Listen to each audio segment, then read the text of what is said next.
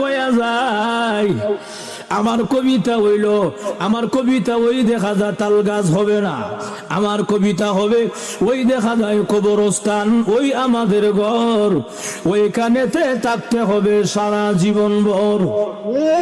আর জোরে কান, ওই দেখা যায় কবরস্থান, ওই আমাদের ঘর, ওইখানেতে থাকতে হবে সারা জীবন ভর। ও কবর তুই চাস কি? টাকা পয়সা নেসনি, সুদ ঘুষ কাসনি বলে না, টাকা পয়সা নেই না, সুদ ঘুষ খাই না, মুমিন বান্দা পাই না, একজন যদি পাই এমনি জান্নাতের বাগান হয়ে যায়। এজন্য আল্লাহর রাসূল হাদিস শরীফে বলেন, আল কবর রাউযাতুম মিন রিয়াযিল জান্নাহ আও হুফরাতুম মিন হুফারিল নার।